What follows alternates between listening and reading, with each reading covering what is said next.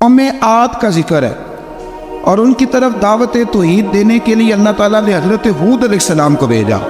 हूद अलैहिस्सलाम ने कौम से कहा कि मैं तुमसे किसी चीज़ का अजर तलब नहीं करूँगा, मेरा अजर मेरे अल्लाह के बारगाह में है, पास तुम अपने रब से बख्शिश मांगो, फिर उसकी बारगाह में तौबा करो, अल्लाह ताला तुम पर मूसलाधार बारिश बरसाएगा और तुम्हारी कुव्वत में इजाफा फरमाएगा। कौम आद ने दावत हक़ को रद्द किया और ईमान न लाए, बल्कि हूद अलैहिस्सलाम पर तंज किया। वो कहने लगे कि हमारे तो माबूदों ने, हमारे बुतों ने माज़अल्लाह आपको पागल बना दिया है, आपको मजनून बना दिया है। उल्टा हज़रत हूद को कहने लगे, इसलिए आप ऐसी बातें करते। हूद अलैहिस्सलाम ने कहा, मैं अल्लाह को गवाह बनाता हूँ और तुम भी गवाह रहना कि मैं तुम्हारे शिर्क से बरी हूँ और मैं अल्लाह पर तवक्कुल करता हूँ और मैंने रिसालत का हक़ अदा कर दिया है। आयत नंबर 58 में अल्लाह ताला ने फरमाया, जब हमारे आज़ाब का वक्त आ गया तो हमने अपनी रहमत से हूद और उनके साथ मोमिनों को निजात अता की। कौम आद ने अल्लाह की निशानियाँ और रसूलों को झुठलाया और दुनिया और आखिरत में लानत के हक़दार हुए। आयत नंबर 61 में फिर से हज़रत सालेह अलैहिस्सलाम और उनकी कौम समूद के हालात को बयान किया गया। हज़रत सालेह ने कहा है, मेरी कौम अल्लाह वहदहू ला शरीक की इबादत करो, उससे बख्शिश तलब करो, उसकी बारगाह में तौबा करो, उसने तुम्हें ज़मीन से पैदा किया है, उस पर आबाद किया। जवाब दिया सालेह, हमारे आबा व अजदाद के माबूदों की इबादत को रोकने से पहले हमें आपसे बड़ी उम्मीदें थी और अब आप हमें रोकने लगे हैं बाप दादा के दीन से, लेकिन अब हमें आपकी दावत के बारे में शुकूक है। सालेह अलैहिस्सलाम ने अपनी कौम से कहा कि ये अल्लाह की ऊँटनी है और ये तुम्हारे लिए निशानी है, इसे चरने के लिए आज़ाद छोड़ दो और इसे तकलीफ न देना।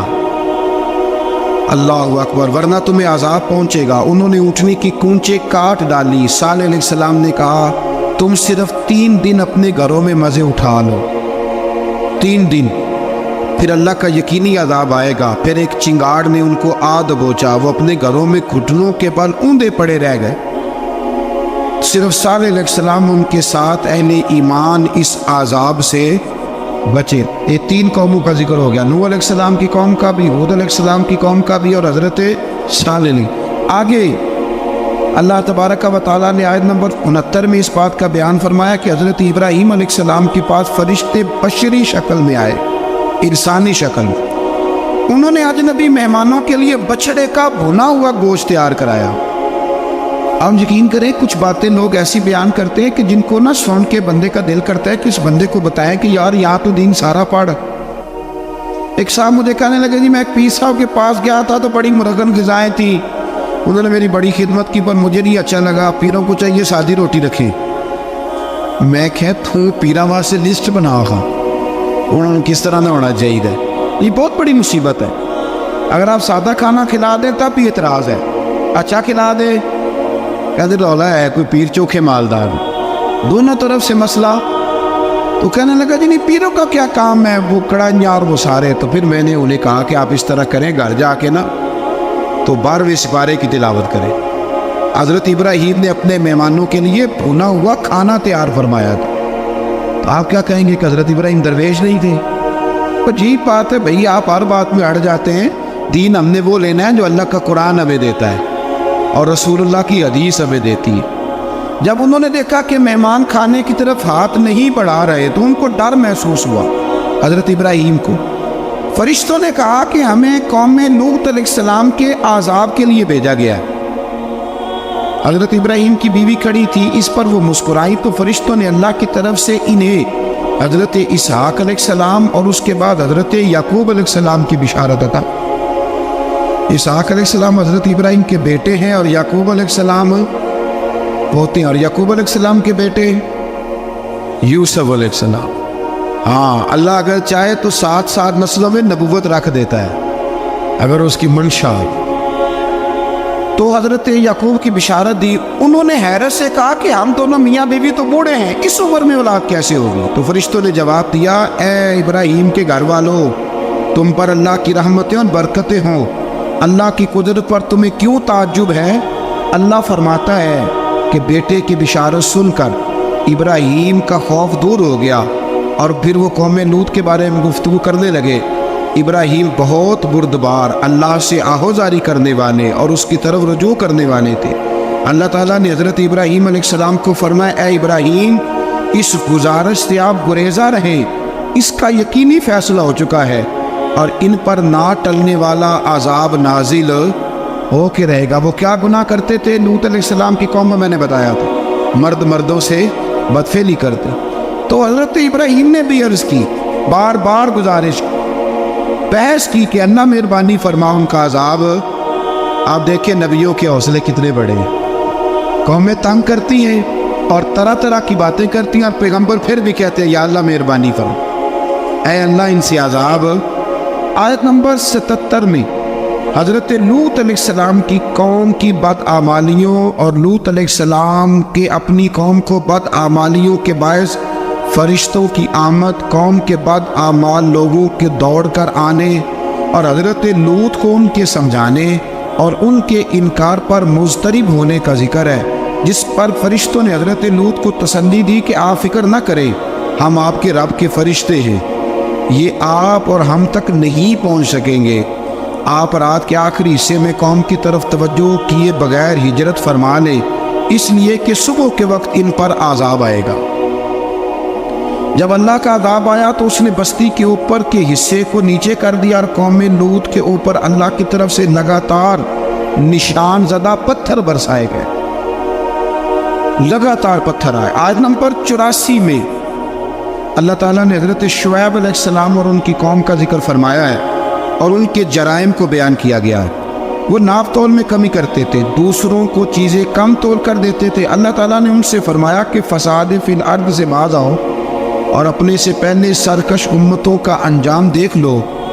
جب حضرت شعیب کی نصیحتوں کا ان پر اثر نہ ہوا تو پھر اللہ تعالیٰ نے انہیں بھی عذاب سے ہلاک کر دیا۔ آیت نمبر 94 میں فرمایا کہ جب ہمارا عذاب آیا تو ہم نے اپنی رحمت سے حضرت شعیب اور ان پر ایمان لانے والوں کو بچا لیا اور ظالموں کو ایک زبردست چنگاڑ نے پکڑ لیا تو صبح وہ اپنے گھروں میں اوندے منہ پڑے تھے، گویا وہ کبھی وہاں آباد تھے ہی نہیں۔ آیت نمبر 96 میں حضرت موسیٰ علیہ السلام کو عطا کیے جانے والے 9 معجزات کا ذکر ہے۔ پھر فرعون اور اس کے پیروکاروں کے باطل روش کے باعث ان کی ہلاکت کا بھی ذکر فرمایا اور دنیا اور آخرت میں انہیں ملعون یعنی لعنتی قرار دیا۔ جن بستیوں کو اللہ تعالیٰ نے ہلاک کیا ان میں سے بعض کے آثار موجود ہیں اور بعض کے آثار تک معدوم ہو چکے۔ ان میں سے ہر بستی والے اپنے ظلم کے باعث ہی ہلاک ہوئے۔ اللہ تعالیٰ کسی پر ظلم نہیں فرماتا، لوگ خود اپنی جانوں پر ظلم کرتے ہیں۔ جو شخص عذاب آخرت سے ڈرتا ہے اس کے لیے اس میں نشانیاں موجود ہیں۔ آیت نمبر 106 سے اللہ تعالیٰ نے انجام کے اعتبار سے لوگوں کی 2 قسمیں بیان کی، 2 قسمیں فرمایا، ایک ہے سعادت مند لوگ اور دوسرے ہیں بدبخت۔ فرمایا بدبختوں کا ٹھکانہ جہنم ہے جس میں وہ ہمیشہ رہیں گے، اور نیک بختوں کا ٹھکانہ جنت ہے، وہ ہمیشہ اسی میں رہیں گے اور ان کے لیے اللہ کی طرف سے نا ختم ہونے والی عطائیں۔ آیت نمبر 110 میں حضور صلی اللہ علیہ وسلم کو تسلی دی گئی کہ جس طرح یہ لوگ قرآن کے بارے میں اختلاف کرتے ہیں، اسی طرح قوم موسیٰ نے تورات کے بارے میں بھی اختلاف کیا تھا اور اللہ نے ان کے اعمال کا پورا بدلہ انہیں دیا۔ آیت نمبر 112 سے سرکشی کو چھوڑ کر احکامات دین پر استقامت اختیار کرنے اور ظالموں کے ساتھ میل جول رکھنے سے بچنے کا حکم دیا گیا ہے اور فرمایا کہ ظالموں سے میل جول کا انجام دوزخ کی آگ ہے۔ ہم لوگ نہ شکوہ کرتے ہیں، کسی حکومت کو بنے ہوئے 6 مہینے گزرتے ہیں تو شکوہ شروع ہو جاتا ہے، حالانکہ وہ خود تو نہیں نہ بنتے، ان کو کوئی بنانے والا ہے۔ تو ظالم کا جو مددگار ہوتا ہے وہ بھی ظالم ہوتا ہے، اس لیے احتیاط کریں۔ اور یہ صرف سیاستدانوں کی بات نہیں، دنیا کے ہر معاملے میں آپ غور کریں کہ آپ کسی ظالم کے مددگار تو نہیں۔ اللہ تعالی ہمیں حق پر استقامت عطا فرمائے۔ آیت نمبر 114 میں دن کے دونوں طرفوں میں اور ابتدائی رات کے کچھ حصے میں اللہ تعالیٰ نے نماز قائم کرنے کا حکم دیا ہے۔ رات کے کچھ حصے میں بھی نماز پڑھنی چاہیے اور یہ بھی بتایا کہ بے شک نیکیاں گناہوں کو مٹا دیتی ہیں اور یہ نصیحت قبول کرنے والوں کے لیے نصیحت ہے۔ آیت نمبر 120 میں اللہ تعالیٰ نے فرمایا کہ ہم آپ صلی اللہ علیہ وسلم کو رسولوں کی تمام خبریں آپ کے دل کی تسکین اور تقویت کے لیے بیان کرتے، اور ان میں مومنوں کے لیے نصیحت اور عبرت ہے کہ ان ساری باتوں سے عبرت پکڑ لو۔ بچہ صرف وہی جو اللہ کے نبیوں کے طریقے پہ چلا اور نبیوں کے ساتھ رہا، باقی بچ سکے نہیں۔ اللہ تعالیٰ کی طرف سے توحید و رسالت اور وقوع قیامت کے دلائل بھی ہیں۔ آیت نمبر 123 میں فرمایا کہ آسمانوں اور زمینوں میں سب غیب اللہ ہی کے ساتھ مختص ہیں اور ہر کام اسی کی طرف لوٹایا جاتا ہے۔ آپ اسی کی عبادت کیجئے، اسی پر توکل کیجئے، اور آپ کا رب لوگوں کے اعمال سے غافل نہیں ہے۔ اسی پارے میں آگے سورۃ یوسف شروع ہو رہی ہے۔ اس کو اللہ تعالیٰ نے کہا ہے کہ یہ بڑا پیارا قصہ ہے، احسن القصص کا، قصوں میں سونا قصہ۔ تو یہ کچھ 12ویں پارے میں اور کچھ 13ویں پارے میں ہے۔ میں نے یہ ارادہ کیا کہ یہ ایک ہی دن پوری بیان کی گئی۔ ایک بزرگ کی بات لکھی جو تابعی ہے، وہ فرماتے ہیں کہ ان بزرگوں کا طریقہ یہ تھا کہ وہ لوگوں سے چھپ کے پہاڑ کے پیچھے عبادت کرتے تھے، اور پوزیشن ان کی یہ تھی کہ کسی سے ملتے نہیں تھے، بالخصوص فجر کی نماز سے لے کر عصر کی نماز تک بکریاں رکھی ہوئی تھیں، ان کو چراتے رہتے تھے فرات کے کنارے اور نفل پڑھتے رہتے تھے۔ اس وقت کو ملنے بھی نہیں آتا تھا۔ ایک شخص بڑی دور سے ان کی شہرت سن کے آیا، میں نے تو ملنا ہے۔ لوگوں نے کہا وہ اس وقت نہیں ملتے، ناراض ہوتے۔ اس نے کہا اللہ کا بندہ ہے نا، ناراض ہو بھی جائے گا تو لمبا ناراض رہے گا نہیں، اللہ والے جلدی راضی ہو جاتے۔ پہنچ گئے۔ اب وہ بابا جی نماز پڑھ رہے تھے تو کہتے میں نے عجیب منظر دیکھا کہ بابا جی فرات کے کنارے نماز پڑھ رہے ہیں اور ایک بھیڑیا ان کی بکریوں کی حفاظت کر رہا ہے۔ کہتے میں حیران رہ گیا کہ بھیڑیا تو بکریاں کھایا کرتا ہے اور یہاں چرا رہا ہے۔ کہتے میں جب گیا تو بابا جی نوافل میں مشغول تھے، مجھے دیکھ کے کہنے لگا اس وقت کیوں آئے؟ میں نے کہا حضور اگر آئے گیا ہوں تو پھر مہربانی کرے قبول فرما لیں۔ میں بیٹھ گیا تو میں نے کہا حضور یہ بھیڑیا بکریاں چرا رہا ہے، بھیڑیا اور بکریاں کی صلح کب سے ہو گئی؟ تو فرماتے ہیں لمبی تقریر نہیں، ہلکا سا جملہ۔ فرمانے لگے جب سے بکریوں کے مالک نے رب سے صلح کر لی ہے نا، تب سے بھیڑیوں نے بھی بکریوں سے صلح کر لی ہے۔ بکریوں کے مالک نے رب سے صلح کر لی، گناہ چھوڑ دیے، اس کی فرما برداری میں آ گئے۔ اب پھر اسے بکریاں چرانے کی ضرورت نہیں رہی، بکریاں نہ اب بھیڑیا چراتا ہے۔ کہتے ہیں میرے اوپر کپ کپی طاری ہو گئی بزرگوں کی بات سن کے، اور مجھے پیاس لگی اور خواہش آئی کہ پتہ نہیں اب بابا جی کچھ کھلائے پلائیں گے بھی کہ نہیں، بابا جی کچھ کھلائیں گے بھی کہ نہیں۔ کہتے میرے دل میں خیال تھا تو بزرگوں نے ایک لکڑی کا پیالہ، ان کے پاس وہ غار میں بیٹھے تھے تو ایک چھوٹا سا پتھر تھا، اس کی ڈھلان بنی ہوئی، بابا جی نے اس کے نیچے لکڑی کا پیالہ رکھا، وہ رکھا ہی تھا تو وہ دودھ سے بھر گیا۔ کہتے انہوں نے مجھے دیا تو ٹھنڈا اور میٹھا دودھ، میری طبیعت خوش ہو گئی۔ بابا جی نے دوبارہ وہی پیالہ اسی جگہ رکھا تو شہد سے بھر گیا۔ 1000 سال پہلے داتا صاحب نے کرائے، کہتے مجھے دیا۔ میں نے فوراً کہا، میں نے کہا حضور یہ دودھ تو گائے بھینس دیتی ہے، پہاڑوں سے تو نہیں نکلا کرتا، اور شہد تو شہد کی مکھیاں دیتی ہیں، پتھروں سے تو نہیں نکلتا، یہ آپ کہاں سے نکال رہے ہیں؟ تو کہتے وہ قرآن مجید پڑھنے لگے۔ وَإِذِ اسْتَسْقَىٰ مُوسَىٰ لِقَوْمِهِ، جب موسیٰ کی قوم نے ان سے پانی مانگا، فرمانے لگے موسیٰ کی نافرمان قوم پانی مانگے، حضرت موسیٰ پتھر پہ ڈنڈا مارے تو اللہ وہاں سے 12 چشمے جاری کر دے۔ جو رب حضرت موسیٰ کی نافرمان قوم کے لیے پتھر اور پہاڑوں سے چشمے نکال دیتا ہے نا، وہ محمد عربی کے غلاموں کے لیے پتھر اور پہاڑوں سے دودھ اور شہد میں نکال دیا کرتا ہے۔ وہ بزرگ کہنے لگے بس بات یہ ہے کہ آج بھی ہو اگر ابراہیم کا ہی ماں پیدا تو آگ کر سکتی ہے انداز گلستاں پیدا۔ کہنے لگا حضور پھر میرے لیے بھی دعا کریں۔ آپ فرمانے لگے پھر دعا، وہ دعا نہ کرا تو مدینے والے کی غلامی شروع کر، تو نبی کریم کی غلامی شروع کر، تو رسول پاک کی غلامی شروع کر۔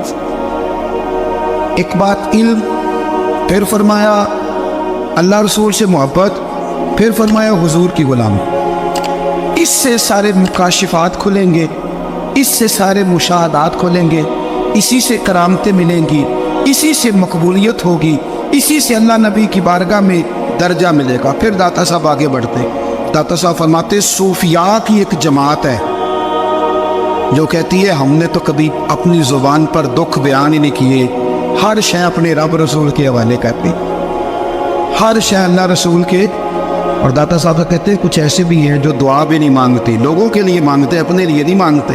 آپ دعا کیوں نہیں مانگتے؟ تو کہتے ہیں اللہ کو تو پتہ ہی ہے ہمیں کیا چاہیے، اسے تو پتہ ہی ہے۔ ایک بزرگ کی بات لکھی ہے داتا صاحب نے، میری جماعت میں نا مزاج ہے کرامتوں کا، مجھے وہ ساری باتیں بھی آتی ہیں کہ ایک بندہ کراچی سے آیا، داتا صاحب حاضری دی تو اس کی لاٹری نکل آئی، یہ بھی مجھے آتی ہے، لکھی پڑھی ہے میری کتابوں میں ہے یہ بھی۔ ایک بندہ، یہ ساری باتیں نا آتی ہیں کرامتوں میں، بڑی ساری چیزیں لوگ بیان کرتے ہیں کہ میں وہاں آیا اور میں نے حاضری دی تو موج لگ گئی، یہ ساری باتیں آتی ہیں۔ ہمارے پرانے بزرگ اور بھی کسے سنایا کرتے تھے، ساری ہمیں چیزوں کا پتہ، پر جو عنوان ہے نا وہ حضرت شیخ ابو نور کہتے ہیں کہ ایک بندہ داتا صاحب کے مزار پہ گھوم رہا تھا، داتا 10 روپے دے، 10 روپے دے، 10 روپے دے، تو ایک بندہ بڑی دیر سے اسے دیکھ رہا تھا، وہ کہنے لگا داتا نے تجھے کیا دے دے؟ ادھر آ، میں دوسرے 10 دیے۔ بندہ بڑا حسین تھا، ہنس پڑا، کہنے لگا داتا تیرے بھی صدقے جاؤں۔ دن آنے لگا تو منکر سے ہی دلوا دیے، جو نہیں مانتا اسی سے دلوا دیے۔ وہ بڑا پریشان ہوا، میں اور چکر میں تھا اس لیے میرے اوپر جڑ دی ہے بات، کہنے لگا داتا تیرے صدقے جاؤں۔ تو یہ ساری باتیں کتابوں میں موجود ہیں، لوگوں نے اپنے اپنے مشاہدات جو جس کے ساتھ پیش آئے اس کے بیان کیے ہیں۔ بہت ساری باتیں قابل بیان ہیں، پر جو عنوان ہے میں اس پہ رہنا چاہتا ہوں۔ داتا صاحب رحمۃ اللہ علیہ فرماتے ہیں ہماری تعلیمات کہ اپنے دکھ درد دنیا داروں سے بیان نہیں کرتے، سوال کا دروازہ لوگوں کے سامنے کھولنا اللہ والوں سے کہیں گے کبھی کہنا ہوگا، تو دنیا داروں سے کہنا۔ کہتے ایک شیخ احمد نام کے بزرگ تھے، ساری زندگی کسی کو کام نہیں بتایا، ساری زندگی بڑی مشکلات آئیں، پر کبھی اپنی ذات پر سوال کا دروازہ نہیں کھولا۔ ایک ایسی مشکل آئی کہ جو حل ہی نہیں ہوتی تھی، کسی نے ان پر کوئی الزام لگا دیا۔ ابو مسلم نام کا ایک بادشاہ تھا، اس کی حکومت تھی، اس نے پکڑ کے قید میں ڈال دیا۔ اب قید میں ہی جرم لگ گیا ہے، فرد جرم عائد ہو گئی ہے، جیل میں ہے۔ لوگ کہنے لگے حضرت یہ اپنی صفائی میں کچھ کہیں، اور مانے لگے ساری زندگی بندوں سے کچھ نہیں کہا۔ اللہ رسول کو پتہ ہے میں بے گناہ ہوں، مجھے کہنے کی ضرورت نہیں۔ داتا غالب بخش علی حجویری نے لکھا ہے، داتا صاحب کہتے تو یقین کامل تو پیدا کر، تو ایمان تو پختہ کر۔ داتا صاحب کہتے ہیں وہ ابو مسلم جو بادشاہ تھا وہ نیک آدمی تھا، اسے رات کو خواب میں نبی کریم کی زیارت نصیب ہوئی، اور حضور سید عالم صلی اللہ علیہ وسلم فرمانے لگے تو نے اللہ کا ایک نیک بندہ جیل میں ڈال دیا ہے، تو ڈر نہیں آتا، وہ تو بے گناہ ہے۔ بادشاہ آدھی رات کو خود اٹھا، داتا صاحب فرماتے ہیں کسی گارڈ کو نہیں بھیجا، پولیس والے کو نہیں بھیجا، جیلر سے نہیں، خود گیا، جا کے جیل کا دروازہ کھولا، دروازہ کھول کے اس درویش کو آزاد کیا، کہنے لگا بابا جاؤ، مجھے پتہ چل گیا بے گناہ ہے۔ بابا جی سلام کر کے جانے لگے تو بادشاہ پھر آگے آیا، ہاتھ باندھے، ہاتھ چومے، کہنے لگا حضور آپ بڑے نیک ہیں، میرے لیے کوئی حکم ہو تو بتائیے گا، میرے لائق کو خدمت ہو تو بتائیے گا۔ تو شیخ احمد فرمانے لگے تجھے ابھی بھی سمجھ نہیں آئی، تجھے ابھی بھی نہیں سمجھ آ رہی؟ کہنے لگا حضور کیا؟ فرمانے لگا جو تہجد کے وقت تجھے اٹھا کے مجھے رہا کرنے بھیج سکتے ہیں وہ میری کوئی ضرورت باقی رہنے دیں گے؟ مجھے وہ ضرورت پڑے گی کسی اور پہ دینے کی؟ جو تہجد کے وقت تجھے اٹھا کے بھیجتے ہیں کہ جا کھول جا کے دروازہ، وہ ضرورت رکھیں گے میری؟ ضرورت مجھے رہے گی کہ میں تجھے اور وہی کام آدمی میں تجھے سمجھ نہیں آئی؟ وہ داتا علی حجویری رحمت اللہ علیہ فرماتے ہیں اس میں ہماری طبیعت ہے، ہم نے بندوں سے دل لگا لیا، دل اللہ رسول سے لگاؤ۔ کسی بندے سے لگانا تو اس سے لگاؤ جو اللہ والا ہو۔ اختلاف شدت کا تھا، ابو سفیان آئے حضور کی بارگاہ میں، آئے کس لیے؟ مکے میں قحط پڑ گیا ہے، بارش نہیں ہوتی، ادھر سمامہ بن اسال یمامہ قبیلے کے سربراہ کلمہ پڑھ کے مسلمان ہو گئے، ساری گندم اس قبیلے سے آتی تھی۔ سمامہ کہنے لگا تم میرے مصطفیٰ کو نہیں بانٹتے، کوئی گندم نہیں بانٹ جاؤ، ایک بارش کوئی نہیں، دوسری گندم کوئی نہیں۔ ابو سفیان تڑپ کے در رسول پہ حاضر ہوئے۔ ابھی تھوڑے دن گزرے ہیں احد میں حضور کے دانت شہید کیے، ابھی تھوڑے دن گزرے حضور کو ستایا ہے، ابھی تھوڑے دن گزرے حضرت امیر حمزہ کا کلیجہ نکال کے چبایا ہے، ابھی تھوڑے دن گزرے حضرت انس بن نضر کی گردن کاٹی، ابھی تھوڑے دن گزرے عبداللہ بن جحش کے ٹکڑے کیے، ابھی تھوڑے دن گزرے حضور کو ستایا ہے، تڑپایا ہے۔ پر حضرت علی شیر خدا فرماتے میں ماننے والا اس رسول کا ہوں، اس کے دانت شہید ہو گئے، عہد کے اندر ساری داڑھی لہو سے بھر گئی، फरमाते मैं रो पड़ा और मैंने कहा महबूबा आप नहीं मुझसे बर्दाश्त होता, दुआ करें अल्लाह इन पे अज़ाब नाज़िल करे। आए हाथ आप दुआ करेंगे तो अल्लाह तबारक व तआला दो पहाड़ियों में पीस डालेगा। हज़रत अली कहते हैं मैंने अर्ज की तो हुजूर ने हाथ उठाए और दुआ क्या दी, अल्लाहुम्मा कौमी फ़इन्नहुम ला यअलमून, अल्लाह मेरी कौम को हिदायत दे दे, ये जानते नहीं ये क्या कर रहे हैं। अल्लाह इन्हें हिदायत दे। अखलाक़ी असला का मेयार, थोड़े दिन पहले हुजूर के साथ ये रवैया, अबू सुफियान अब बेहाल हो गए, बच्चे भूख से मरने लगे, जानवर प्यास से मरने लगे। अबू सुफियान छुपता छुपाता कहने लगा चारा कोई नहीं, मुस्तफ़ा के पास जाना ही पड़ेगा। अबू सुफियान मदीने पहुंच गए। जब पहुंचे ना तो अबू सुफियान की अपनी साहिबजादी हजरत उम्मे हबीबा उम्मुल मोमिनीन थी, रसूलुल्लाह की ज़ौजा थी। अबू सुफियान जब आए तो हजरत उम्मे हबीबा के पास सीधे उनके घर गए बेटी से मिलने। हुजूर का बिस्तर बिछा हुआ, हजरत उम्मे हबीबा हुजूर की ज़ौजा उम्मुल वो बिस्तर बिछा, अबू सुफियान बैठने लगे। जनाब उम्मे हबीबा कहने लगी अपा जी ठहर जाए। वो ठहरे तो बिस्तर समेट दिया। कहने लगे बेटी शायद तेरे घर में कोई कीमती बिस्तर नहीं, गुर्बत छुपाने के लिए बिस्तर समेट रही हो। जनाब उम्मे हबीबा कहने लगी अपा तू मुसलमान नहीं ना हुआ, अभी तेरी सोच काफिरों जैसी है, तू यहाँ आके खड़ा होना जहाँ मैं खड़ी हूँ, फिर तुझे रसूलुल्लाह की मोहब्बत के रंग का पता चले। तू अभी खड़ा वहाँ है जहाँ तुझे कुफर ही कुफर सुनाई और सुझाई देता है।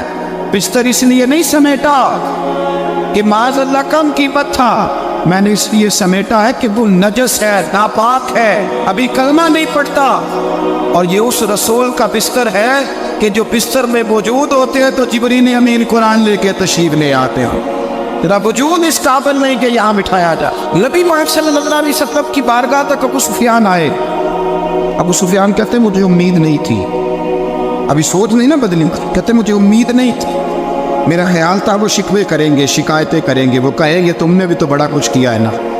अबू सुफियान कहते हैं मैं कुर्बान जाऊं, मैंने ये रंग देखा तो मदीने की फिजा वैसे ही बड़ी ठंडी थी, लेकिन मुस्तफ़ा करीम के साथ जब मैंने बात की तो मेरे वजूद पर गिरिया तारी हो, मेरे ऊपर कैफियत तारी हो गई, मैं तड़पने लगा। कहते मैंने कहा महबूबा मैं आया हूँ, आपका कलमा पढ़ते ही समामा ने कदम बंद कर दी है, बारिशें रुक गई है, मक्के के लोग भूख और प्यास से मरने लगे हैं, महबूबा बेटियां रोती हैं, या रसूल अल्लाह माएँ उनकी छातियों में दूध खुश्क हो गया है, बच्चे बिलखते हैं। अबू सुफियान कहते हैं मैं दुश्मन था, सारे मक्के के लोग दुश्मनी करते थे, लेकिन जब मैंने ये लफ्ज़ कहे ना, अचानक मेरी नज़र उठी तो मुस्तफ़ा करीम की तो आंखें आंसू बरसा रही। कहते मेरी बात भी मुकम्मल ना हुई, हुजूर ने पहले रुक्का मंगवाया समामा के नाम, फरमाया पहले तू इन्हें गता अपनी मर्जी से देता था, अब तेरे नबी का हुक्म है कि पहले से बढ़कर तूने गल्ला देना है। और फिर मेरे मुस्तफ़ा ने हाथ उठाए। और भाई मुश्किल होता है, मुश्किल होता है, सगे भाई के लिए लोग दुआ नहीं करते, तो मेरा शरीका है, सास बहू के लिए बहू सास के लिए दुआ नहीं मांगती, कहते इख्तलाफ है, लोग लोगों की जिंदगी नहीं मानते, बीमारी में शिफा नहीं मानते। अबू सुफियान कहते आप ना के नाज तेरे कुर्बान जाऊं। हुजूर ने हाथ उठाए और कहा है अल्लाह मक्के की संगलाग पहाड़ियों पे बारिश बरसा, ऐ अल्लाह खेतियां हरी कर दे, ऐ अल्लाह माओ की छातियों पे दूध भर दे, अल्लाह औरतों को ताजगी दे दे, बच्चों को रानाई दे दे, फलों फूलों को ताजगी दे दे। अब उस प्यार कहते पहले हुजूर रो रहे थे और जब नबी पाक की दुआ देखी तो मैंने रोना शुरू कर दिया, मैंने रोना शुरू करा। कहते वापस आया तो वो एहसास कि यार ये मैं किस शख्स से मिल के आया हूँ, ये किस किस्म के आदमी से मिल के आया हूँ, ये कैसा रंग गया, ये किस किस्म का अंदाज है कि जिसको मैं पत्थर मारता रहा वो मेरे लिए दुआएं लेके बैठा हुआ है, इसको सारी जिंदगी सताया है, वो मेरे बच्चे के लिए रोता है, मेरी बेटी के लिए उसकी आंख में आंसू है, वो हमारे लिए तड़प रहा है। मेरे भाइयों, अबू सुफियान कहते हैं फिर दूसरा जलवा मैंने तब देखा जब हुजूर मक्के आए और मैं तो आखिर तक लड़ने आया था तो हुदैबिया तक। कहते जब रसूल पाक मक्के आए और हुजूर ने ऐलान माफ़ी किया तो बनता तो ये था कि मुझे सज़ा मिलती, لیکن میرے مصطفیٰ کریم نے فرمایا جو ابو سفیان کے گھر میں چلا جائے گا میں اسے معاف کر دوں گا۔ کہتے ہیں میں نے کہا یہ میرے لیے کس قسم کی سزا تجویز کی ہے کہ میں عمر بھر دشمنی کرتا رہا اور جہاں رنگ عجیب ہے حضور نے میرے لیے ہی اعزاز لکھ دیا، فرمایا جو ابو سفیان کی حویلی میں داخل ہو گیا میں نے معاف کیا۔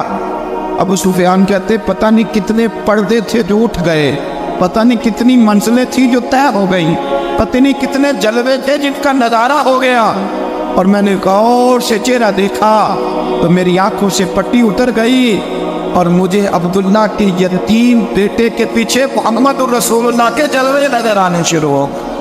اخلاقی قدریں جب موجود رہتی، یہاں تو لوگ مرے ہوئے شخص کو مارتے ہیں، یہاں تو سڑک پر کتنی گراوٹ ہے اور کتنا گر گیا ہے اخلاق ان لوگوں کا، ایکسیڈنٹ ہو گیا ہے، ٹرین کی پٹری سے اتر گئی ہے، چیخو پکار ہے، باہر ہے، تڑپنا ہے، رونا ہے، سسکیاں ہے، ماں کا بازو کٹا ہے پر وہ چیختی ہے ذرا میرے بیٹے کا پتہ کرو، باپ کی آنکھوں میں ریت پڑ گئی ہے پر وہ تڑپتا ہو میرا بیٹا تھا، چیخو پکار ہو رہی ہے۔ پر ظلم ہے اس قوم کا جو بچانے والے آئے ہیں وہ پہلے آتے ہی ان کی جیبیں ٹٹول کے پٹوے دیکھ رہے ہیں، گری ہوئی عورتوں کے، یہ آپ اٹھا کر دیکھیے اخبارات، عورتوں کے گری ہوئی عورتوں کے کانوں سے بالیاں نوچی گئی اور ان کے کان پر کٹ گئے، یہ اس قوم کا حال ہے۔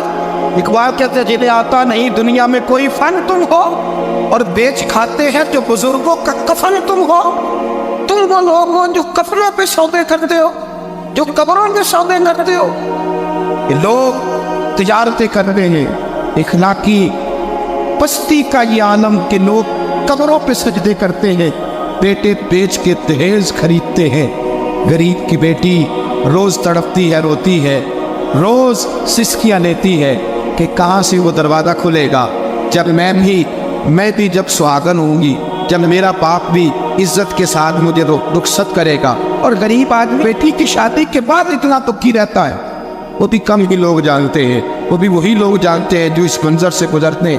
ہمارا اخلاقی معاملہ اس قدر زیادہ تباہی کا شکار ہے۔ میرے مصطفیٰ کریم سید عالم نور مجسم صلی اللہ علیہ وسلم جذبات کا خیال رکھتے، احساسات کا خیال رکھتے، تصورات کا۔ او بھائی اس سے بڑا اخلاق کا مظاہرہ کہاں سے لینے جاؤ گے؟ اللہ کے لال فرماتے ہیں میرا دل کرتا ہے نماز لمبی پڑھاؤ، نماز اللہ کی نماز، دل کرتا ہے تب بھی نماز پڑھاؤ، میں 90 سورتیں تلاوت کروں، میں پڑھ کے رب کریم کا قرآن پڑھوں، میں عطا تبارک و تعالیٰ کی قرآن مجید کے ذائقوں میں کھو جاؤں۔ لیکن حضور فرماتے نماز میں کسی بچے کے رونے کی آواز آتی ہے، کسی بوڑھے کی ہائے کی آواز آتی ہے، کسی بیمار آدمی کی ہائے کی آواز آتی ہے۔ نبی پاک فرماتے میں اللہ کی نماز چھوٹی کر دیتا ہوں، اللہ کے بندوں کا خیال کرتا ہوں، میں رب کی نماز چھوٹی کر دیتا ہوں، رب کریم کے بندوں کا خیال کرتا ہوں۔ خدا کے بندے تو ہیں ہزاروں، پنوں میں پھرتے ہیں مارے مارے، میں اس کا پتا بنوں گا جس کو خدا کے بندوں سے۔ میرے حبیب کریم سید عالم صلی اللہ علیہ وسلم نے فرمایا اللہ کریم نے بندے کو مخلوق کو پیدا کرنے سے پہلے جو تحریر سب سے پہلے لکھی تھی نا، اللہ نے اپنے پاس جو جملے سب سے پہلے لکھے تھے بندے بنانے سے بھی پہلے، وہ فکر یہ تھے کہ ان رحمتی سبقت اعلیٰ غضبی، رب کریم نے لکھا تھا بے شک میری رحمت زیادہ ہے، میرا غضب زیادہ نہیں ہے۔